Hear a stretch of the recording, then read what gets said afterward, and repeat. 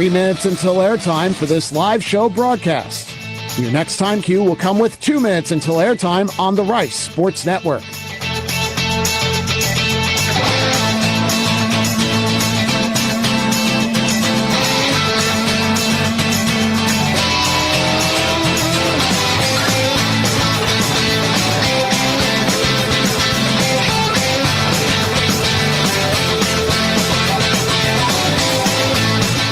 If you encounter any technical issues related to this live show broadcast, please call our trouble hotline at 336-464-1806.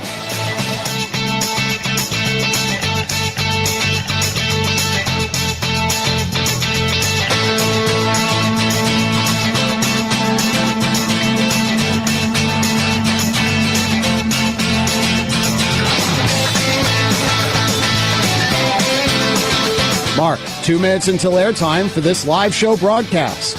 Your next time cue will come with 1 minute until airtime on the Rice Sports Network.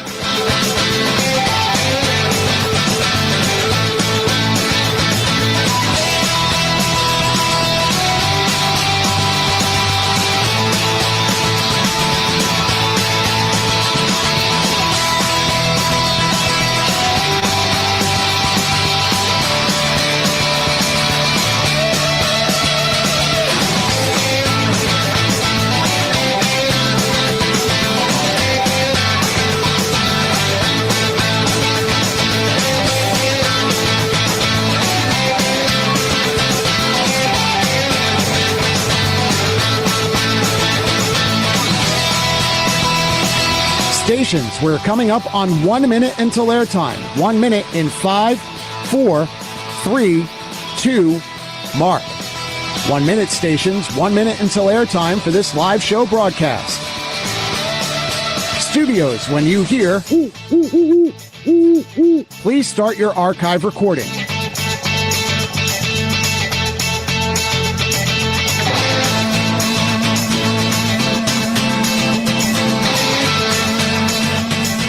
Coming up on 30 seconds until airtime on my mark.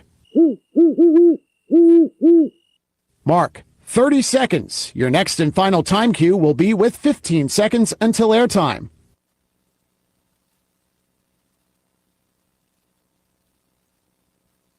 Coming up on 15 seconds until airtime. Mark, 15 seconds stations. Have fun.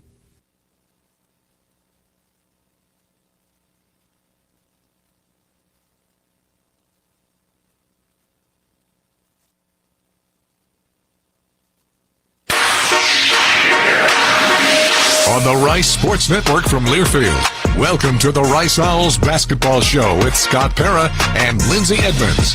Now to lead things off, here's the voice of the Owls, J.P. Heath. We're back here on the Rice Owls Basketball Show. I am voice of your Owls, J.P. Heath, leading things off with head women's basketball coach Lindsay Edmonds. We have Trinity Gooden and the on-deck circle. I guess maybe coming off the bench to use a basketball analogy. Then Scott Pera comes up. We'll talk about the Rice Owls W's this week and American Conference Player of the Week, Makai Mason, going to be on the couch, but joined now by Coach Edmonds. How are things? Good. Yeah. Good. I mean, like you said, wins are fun, so we got to get back on track to that, and then it'll feel a lot better. In that Saturday one, I'm following it, getting talking to you more. Not that I wasn't invested before. I'm like, okay, what's this going to happen? And obviously, wanting things to turn up the right direction. But I don't know if it's an historic fourth quarter, but FAU needed every one of the 5 for 5 in the fourth quarter in those threes. I know losses are never fun, but how did that one sit? Knowing, I mean, my gosh, on their home court, they couldn't miss down the stretch. Score 29, I think, in the fourth. What were the thoughts coming out of that one? A little bit more than that, unfortunately. Yeah. But, okay. They got hot, but we still have an opportunity to defend them, and we still have an opportunity to contest shots and hopefully not let them go perfect from the three-point line. But, I think we had opportunities in the first and the second and third to build bigger leads so that if that were to happen, then maybe we can still hang on. But we never really pulled away and never separated ourselves. We had some defensive miscues that weren't normal for us, and just some turnovers that really hurt us, and some fouls that hurt us as well. And so if we can clean those areas up, I really like how we're playing. It's just those couple of areas that can hurt us from time to time. Sending people to the free throw line too many times, missed opportunities for us to get shots on goal because of turning over the ball. So there's definitely some things we can clean up, but that's what's great about basketball. It's a very short week most of the time, and you got to have a short memory. You're moving on to the next one, and so it's not football where you're waiting Saturday to Saturday. We got to have a short memory. We got to close that chapter, and we're ready to move on and get this win on Wednesday.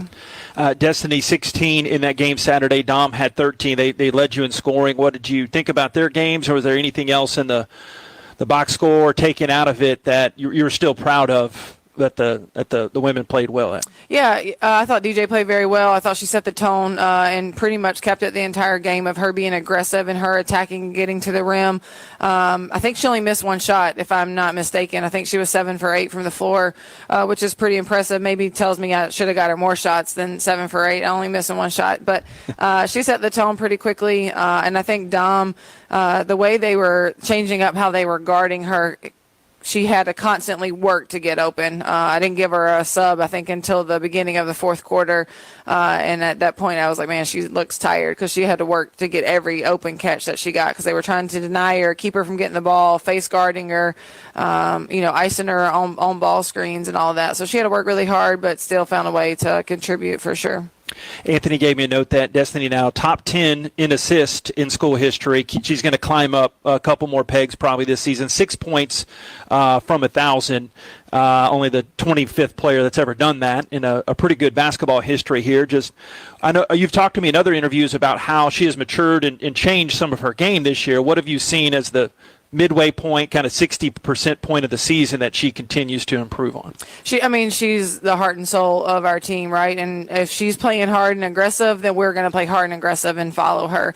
She's not our vocal leader by any stretch of the imagination, but she is our I'm going to show you how to do it type leader.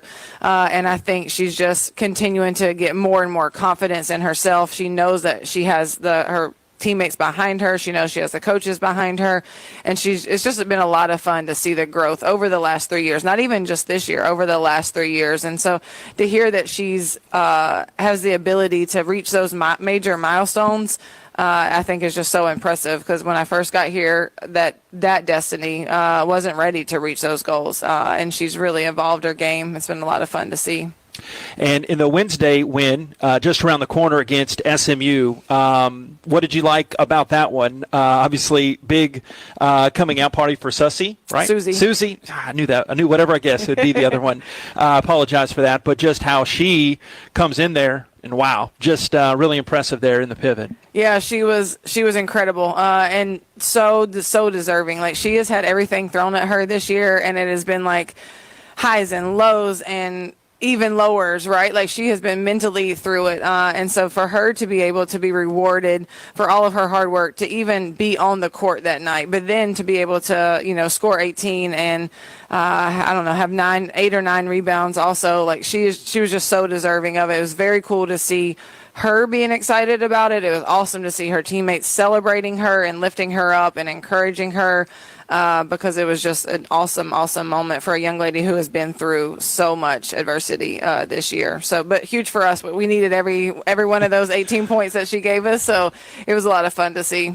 One of your quotes stood out. You talked about, paraphrasing, you talked about how the team needed to visualize 3 things that everyone can do to help them win. Is that something that was, every game that you try to get them in that mental framework, and how did that turn into helping get that win? Is that like a division, like mindfulness there? You just want them to see it and believe it? Yeah, we have character coaching with Malcolm Marshall, and we try to do it every other week. It's a little bit harder in season for us to do it. And he mentioned negative thoughts only take 3 seconds to imprint your brain, but positive thoughts take 14 seconds to imprint your brain. And so I was telling my husband about that, and he was telling me about a book he was reading about the power of positive thinking, and how every day now, after he's read this book, he gets up and he visualizes the 3 things that he wants to get done that day. And then at the end of the day, he writes how those 3 things went.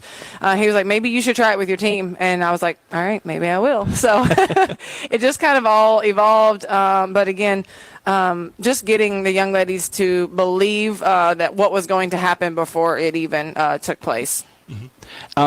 Saw that the announcement from Shelby Hayes that came earlier this week that she's done for the season. I know it's tough. You get Susie coming back and in essence playing some of her role in there, but how tough was that for Shelby to – I know it's out of her hands, a lot of that, but how tough a loss is that for y'all? Yeah, I still vividly remember Shelby falling down at Tulsa and looking at me, and the look on her face kind of told it all. I knew it was bad. I wasn't sure what it was. Tried to get a sub in real quick for her, but she still had to run down the floor and back. And it's just kind of crazy how much, she was trying to do everything she could to push through for her team in that moment. But I knew by her face and the way she looked at me, it wasn't good. So I had a feeling that we were going to lose her. And when she never came back out in the first half, I was like, oh man, this is not good. So the good news is we've already moved forward. She's already had surgery. She's ready to, for the recovery part to happen so that she can get back to the rehab part and get back on the team with the team on the court sooner rather than later.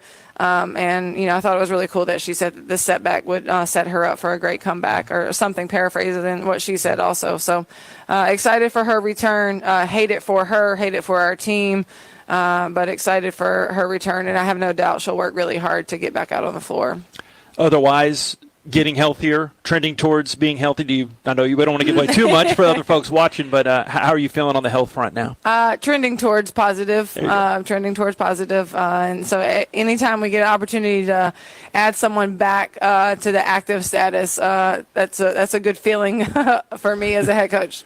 And this week you've got Wednesday. You're in Florida. Come back, going back down a little bit more down the coast, playing in Tampa at USF. Such a close game a couple weeks ago. Right around the corner here at your place. I know number 2 scoring defense, any dynamics that you've noticed from them that they've changed or doing differently?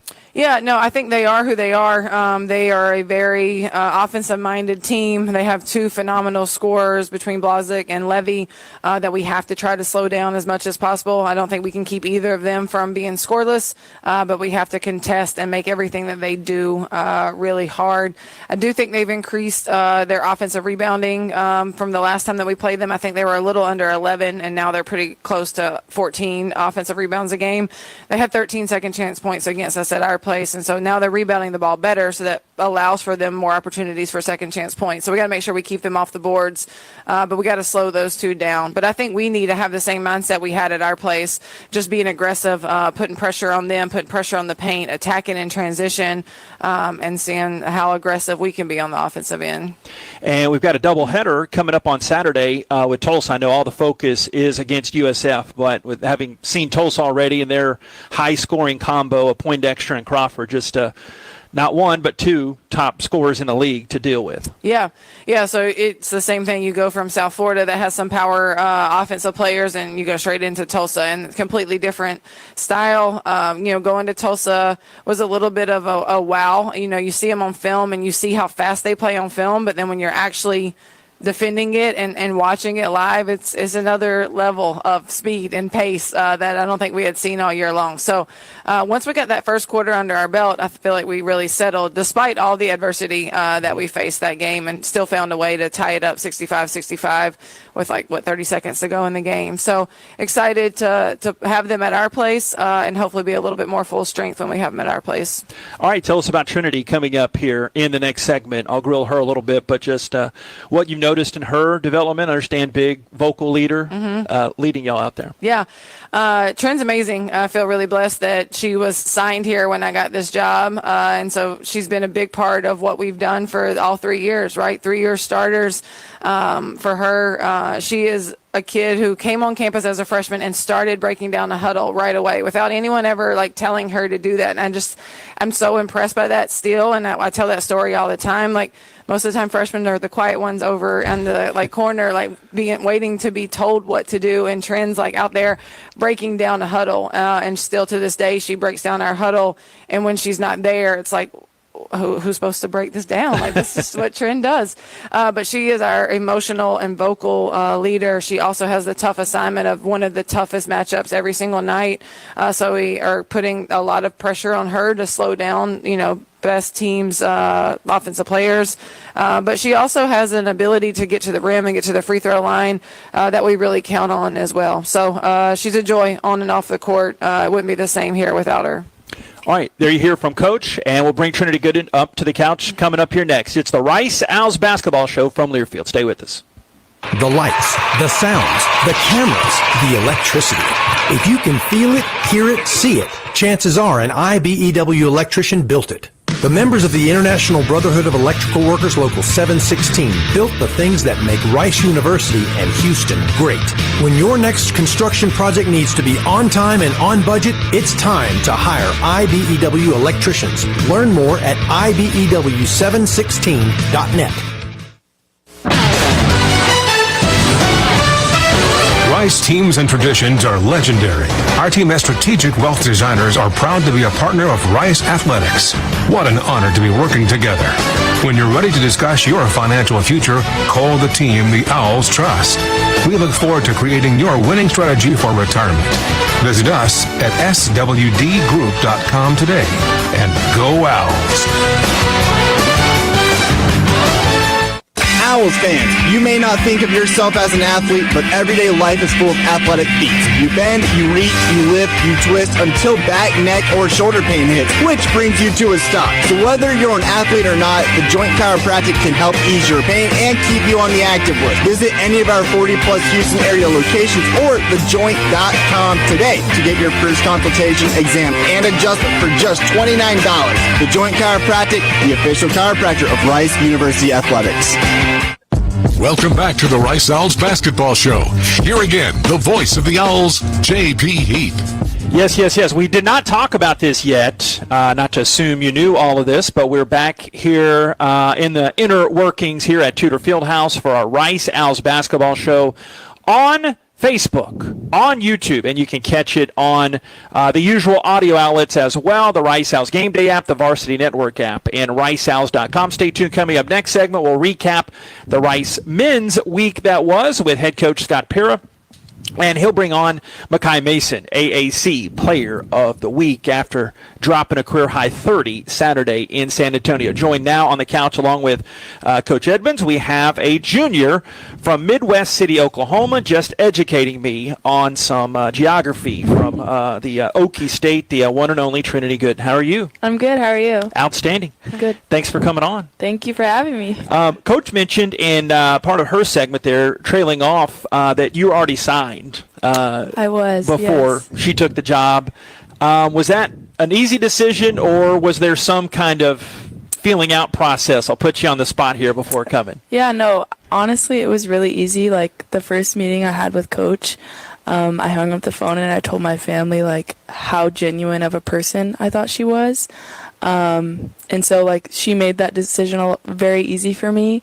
And it just carried through. I mean, anyone can attest, like she's very genuine. She'll fight for any of her girls. So I mean, yeah, Coach made it pretty easy for me. So yeah, and discuss the ebbs and flows this season. I know you split the games this week, but how has this been? I mean, every season has its ups and its downs, but largely going in a new conference on a whole, y'all have adjusted well. So what have your thoughts been on the season? Yeah, I mean, I'm sure you've heard it a lot, but this group of girls is very, very special just because of our closeness.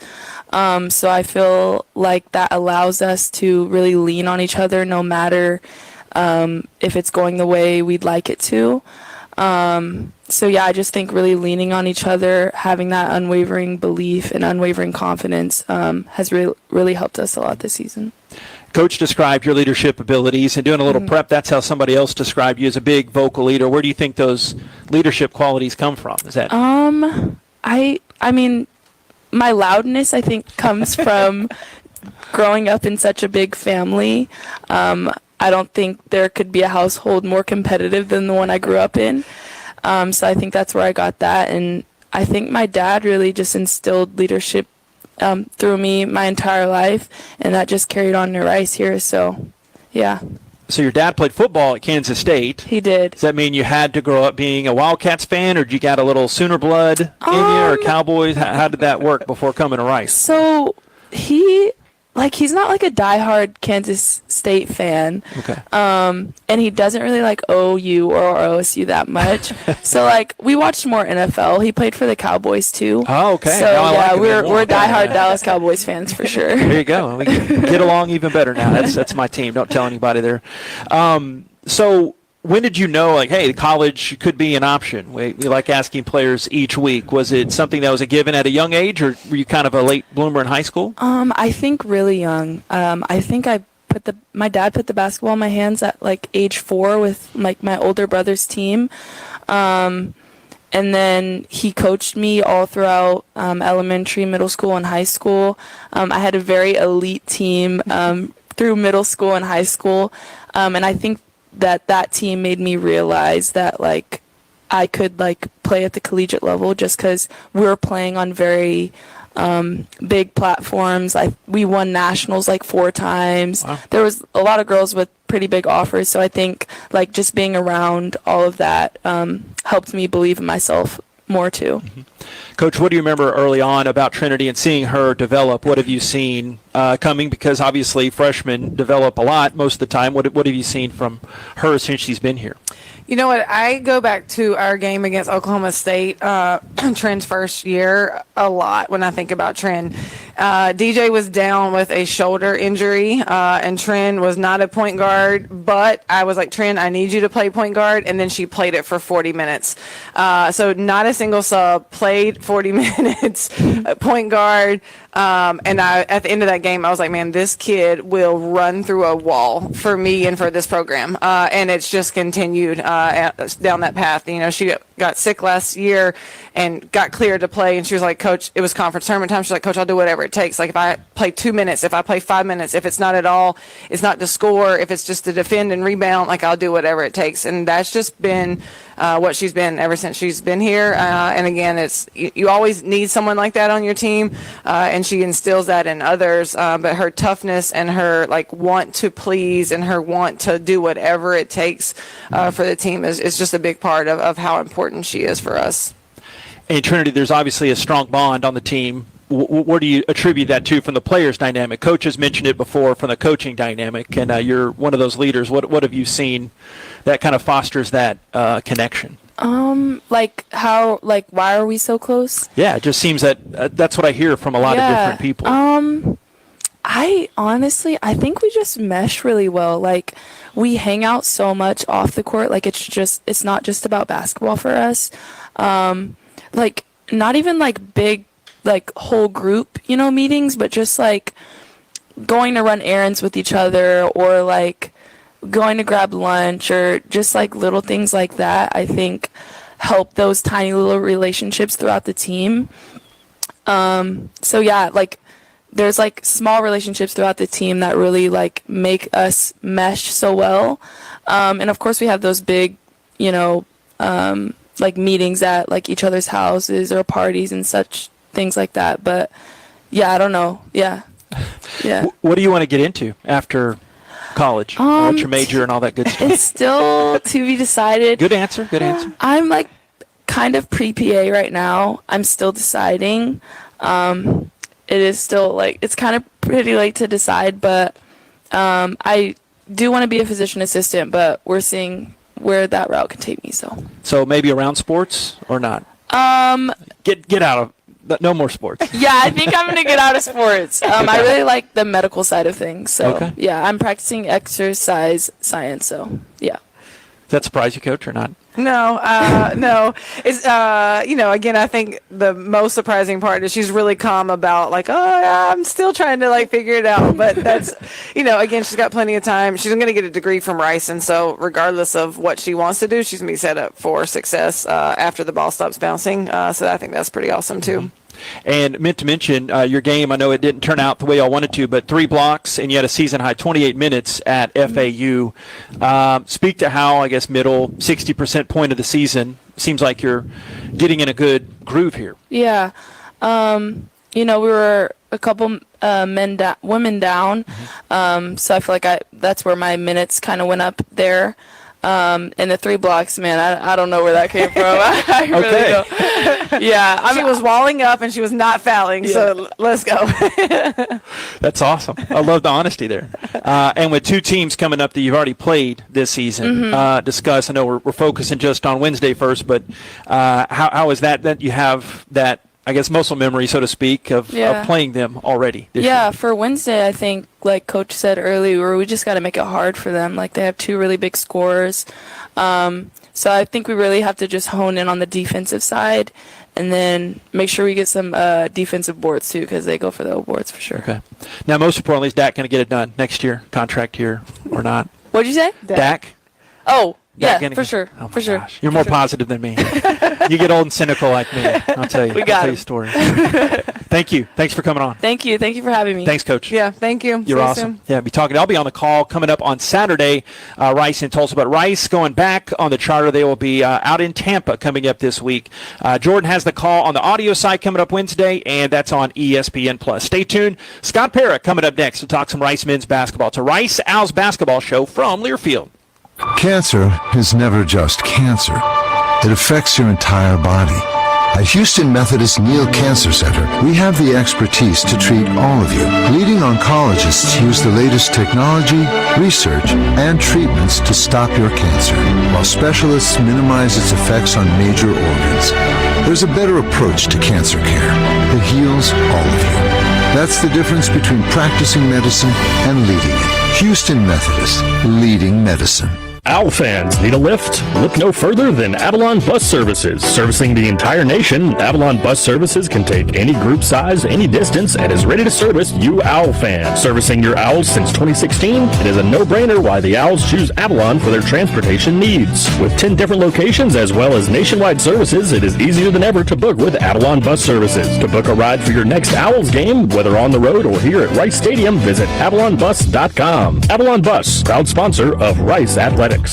The newly renovated Houston Marriott Medical Center Museum District is a proud new sponsor of Rice University Athletics. For visiting families and fans, the closest hotel to Rice University is delighted to offer preferred rates. Guests will enjoy 2 new restaurants, a new exclusive M Club lounge, and complimentary shuttle service within 2 miles of the hotel. Visit Marriott.com to learn more.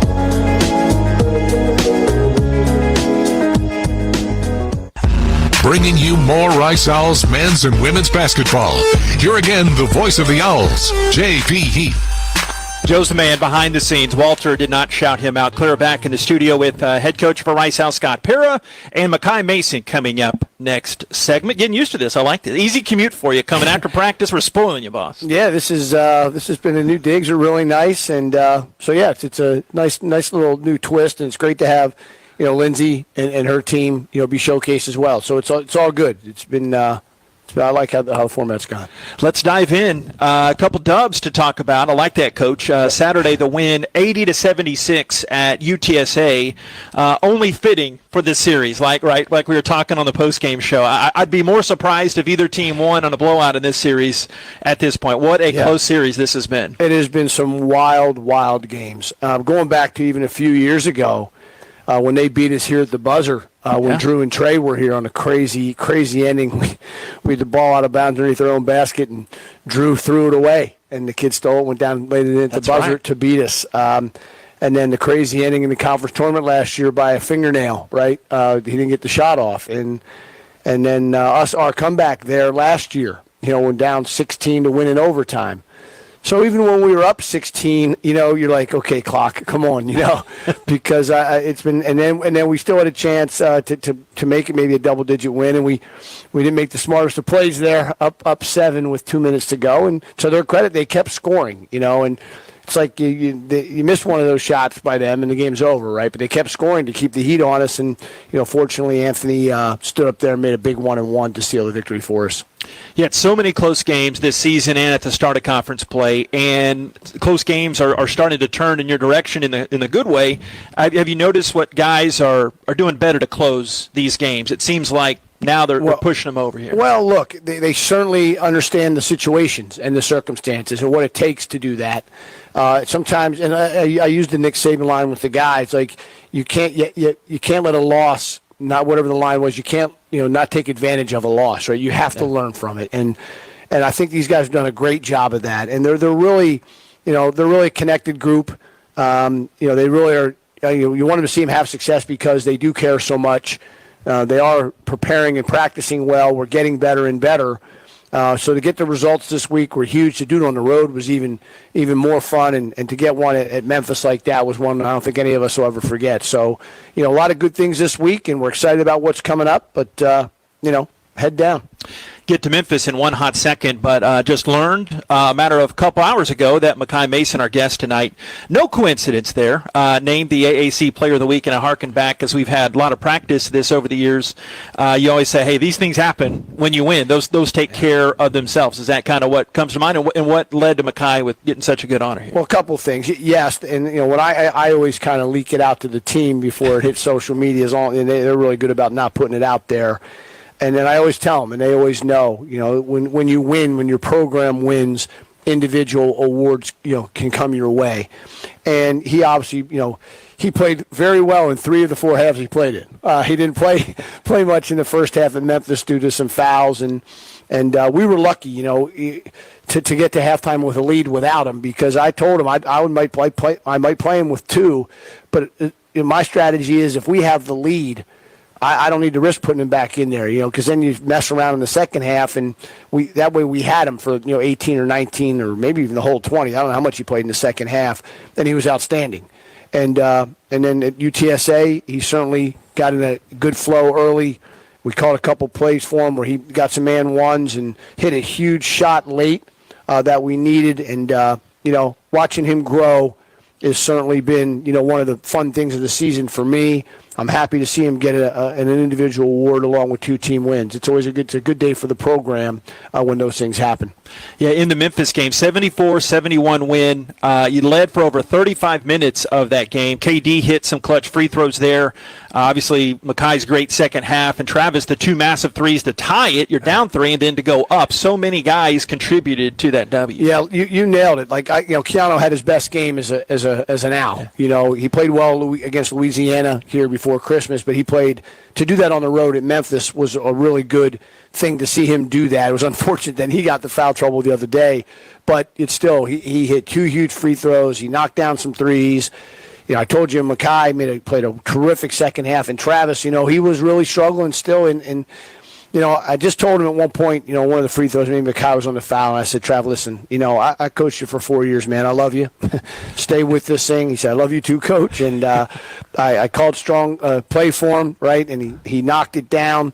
And then he had confidence in the one he took on his own on the switch against their center and buried the one to give us the lead, and then responded with 4 more threes on Saturday. So we get number 3 going, with Makai and KD and the way the guys are playing in Alam.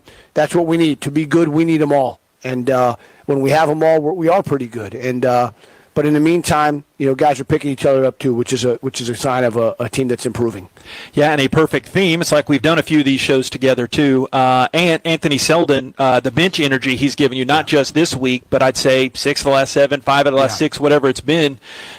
He's found that groove here at this halfway point of the season or so. Yeah, I think he has, and that's a really important piece for us. And Alam, kind of moved into that starting lineup. He found his groove right there, and now Anth understands his role, and he's playing it well, playing multiple positions, guarding multiple positions, finishing, at the rim, and then, of course, like I said, that 1-and-1 to seal the game. So, yeah, we are happy to see Anthony embracing that, producing, and bringing that energy.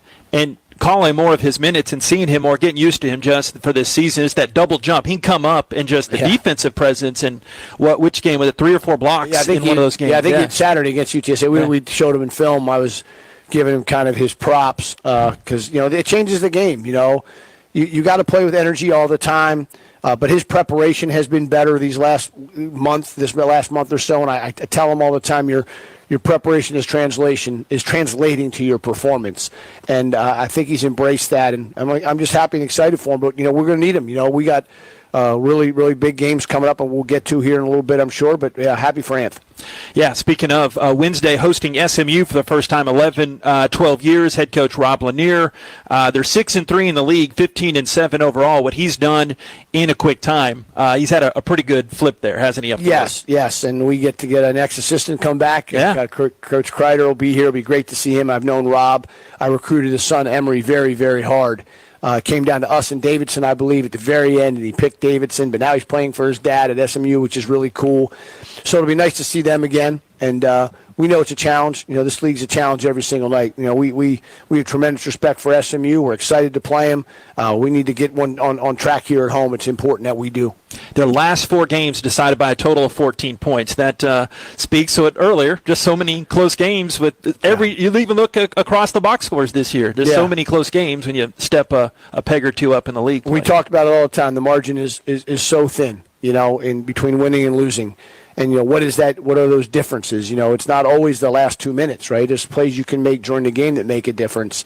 And, hopefully this won't come down to the wire on Wednesday night. But if it does, we got to do whatever it takes and find a way to get a win. Yeah, Rice has SMU coming up on Wednesday and then Saturday taking on USF. That was another close one. It was an 8-point game, but that really was a lot closer before they hit some free throws down the final stretch. I've learned. I'm not even going to ask you about that one because it's SMU. You're learning. Year 12, Coach. I'm learning. I'm learning. So, boss, we'll stay on, and we'll have Mackay Mason coming up next year. Stay with us. It is the Rice Owls basketball show here from Learfield. Which schools will take home the prestigious Learfield Directors Cup for the 2023-24 college athletics season? You can follow the standings of your favorite school or alma mater at L Directors Cup on Twitter and online at thedirectorscup.com. That's thedirectorscup.com and L Directors Cup on Twitter. Trophies will be awarded in June 2024 to the winning institutions in all competitive divisions. Learfield Directors Cup, the crowning achievement in college athletics. The lights, the sounds, the cameras, the electricity. If you can feel it, hear it, see it, chances are an IBEW electrician built it. The members of the International Brotherhood of Electrical Workers Local 716 built the things that make Rice University and Houston great. When your next construction project needs to be on time and on budget, it's time to hire IBEW electricians. Learn more at IBEW716.net. Owls fans, you may not think of yourself as an athlete, but everyday life is full of athletic feats. You bend, you reach, you lift, you twist until back, neck, or shoulder pain hits, which brings you to a stop. So whether you're an athlete or not, the Joint Chiropractic can help ease your pain and keep you on the active list. Visit any of our 40-plus Houston area locations or thejoint.com today to get your first consultation, exam, and adjustment for just $29. The Joint Chiropractic, the official chiropractor of Rice University Athletics. You're listening to the Rice Owls basketball show. Now let's rejoin the voice of the Owls, J.P. Heath. Rice rock, bucket to our left. Mason getting downhill, going to the rim of the right hand, lays it in, plus the foul. There's the career high for Mackay Mason. Yeah, you know it. Who's that guy? It is Mackay Mason back here on the Rice Owls basketball show. Make you blush? Yeah, a little bit. Can't do it. What was the previous career high? He was 24. So I didn't know that either. I think La Tech last year. I think it was HCU. Yeah, HCU, yeah. Testing the Mackay memory. But 20 points 3 or 4 times earlier this year. Joined by Mackay Mason. Where were you, I guess, you found out American Conference Player of the Week, and what does that mean to you? I was just in my class, just chilling. Then Coach P sent the text message. He lets us know ahead of time. So I was just chilling, then saw the text message, got a little excited. Sure. Yeah. You're such a laid-back guy. What did the award mean to you coming in wins? Like, it doesn't mean much, obviously. If you get it and you drop 1 or 2 of those, what does that mean that's such a big part of the victories there? Like Coach P said, I most likely wouldn't have got the award without the 2 wins. So just to add that on top of it just makes it that much sweeter. So, like Coach been saying, shout out Ant for hitting those free throws.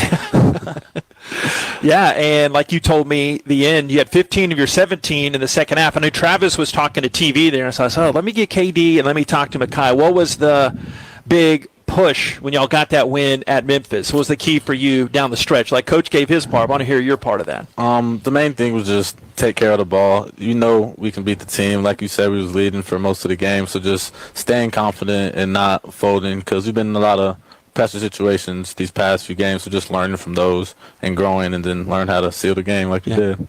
What have you seen from his development this year, Coach? Yeah, a lot. It's funny, I think Makai would be the first to tell you, too, the beginning of the year didn't go is how he thought or how he hoped or how we hoped for him.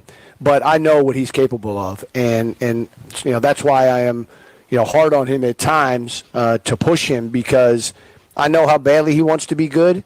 I know how hard he works, but I also tell him all the time there's no guarantees. You've got to be able to keep yourself in the right frame of mind, stay confident, and trust yourself. And he fought through it. And sometimes, it's good to see good players, kind of deal with adversity. How do they deal with it? Are they going to keep fighting through it? And how quickly can they recover from it?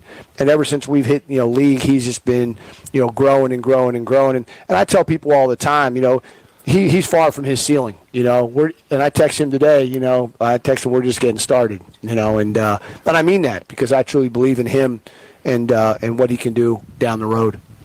Makai, what are y'all doing differently now? What's catching on? Y'all are getting into a groove here. What, from a team perspective, what's changed here? I was just playing more together and sticking to the game plan, because throughout the game sometimes it can get a little rocky, but just sticking together through it all, like through the adversity. Teams make runs. It happens. It's basketball, but just coming together, not growing apart, and really just not have any negative energy. Everyone, the bench, everyone on the court, just giving it their all. So just fighting through that adversity and not folding, fracturing as a team. Yeah. And I talk about it all the time. I think he can speak to this too, but I think he'll agree. It's culture that keeps us together. I did a little thing on the news today, or a sports interview, and teams with good cultures that are struggling can kind of, I use the analogy, take some arrows and take some body blows or whatever you want to use, but because when your culture is really strong, you can withstand those things. And that's why I had confidence. And I know what this group is capable of. I tell them all the time. I remind them, even through the frustrating times. And so now they're just really starting to kind of hit their stride and really see what they can be. And it's fun, and winning is fun. And so hopefully we have a lot, more improvement ahead of us, because that's all it comes down to. And I tell them all the time, I know SMU is a really good team, and so are the rest of them. But it's about us, and that's improving a little bit every day. Makai, who are your biggest basketball influences growing up? Like, not only star players, but people that helped you develop? Probably my dad and my sister a little bit too. I have an older sister who plays at Lamar, so just her and my dad probably the two biggest influences, because my dad always working both of us out. And then always playing up with my sister because she's older, so she would always play against boys. So I would always play up bigger kids. So just probably them two. And then of course my mom always supported me. Through it all. What about favorite NBA players growing up? Growing up, I'd probably say my dad's a big Chicago Bulls fan, so I'd always watch Derrick Rose. Not gonna lie. Nah? Yeah, Derrick Rose. He's not bad.